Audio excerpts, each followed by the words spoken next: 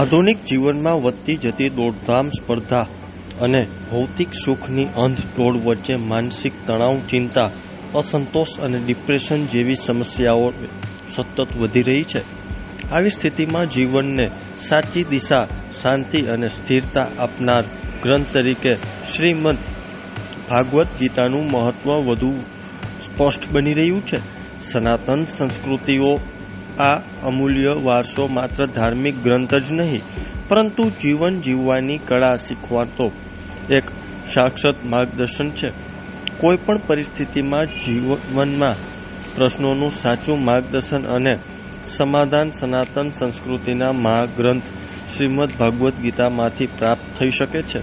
આ દિવ્ય વિચારને જન જન સુધી પહોંચાડવાના ઉદ્દેશ્ય સાથે રાજકોટ બ્રહ્મકુમારીઝ દ્વારા 3 દિવસીય શ્રીમદ્ ભાગવદ્ ગીતાની ટ્રેનિંગનું ભવ્ય આયોજન કરવામાં આવ્યું છે.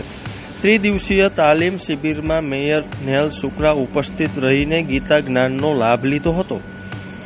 રાજયોગ શિક્ષિકા બ્રહ્મકુમારી અંજુ દીદીના જણાવ્યા મુજબ શ્રીમદ્ ભાગવદ્ ગીતા ભારતીય સંસ્કૃતિનું શ્રેષ્ઠ શાસ્ત્ર છે. ગીતામાં સમાયેલ દરેક શ્લોક મનુષ્યને જીવનના પડકારો સામે મક્કમ રહેવાની પ્રેરણા આપે છે. જ્યારે વ્યક્તિ મુશ્કેલીઓ, મૂંઝવણો અથવા માનસિક અસ્થિરતાનો સામનો કરે છે, ત્યારે ગીતાનું જ્ઞાન તેને યોગ્ય માર્ગદર્શન બતાવી શકે છે.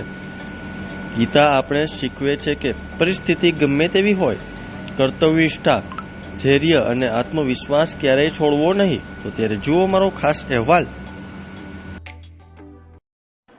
શ્રીમદ્ ભગવદ્ ગીતા ભારતની સંસ્કૃતિનું શ્રેષ્ઠ શાસ્ત્ર માનવામાં આવે છે.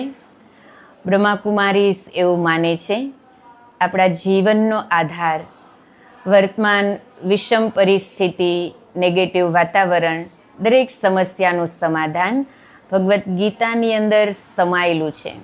જેમાં ખાસ બ્રહ્માકુમારી વીણાબેન, જેઓ કર્ણાટક હુબલીથી આપણી વચ્ચે ઉપસ્થિત છે.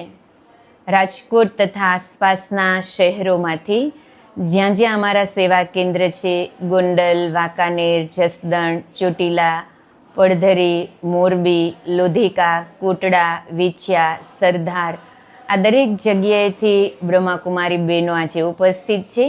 લગભગ 150ની સંખ્યામાં પ્રતિદિન દરેક બહેનો તથા ભાઈઓ ગીતાના શ્લોક કંઠસ્થ કરી એમનો અર્થ સમજી જીવનમાં ધારણ કરી અન્ય લોકો સુધી પહોંચાડવા માટે આ એક પ્રયાસ કરી રહ્યા છે.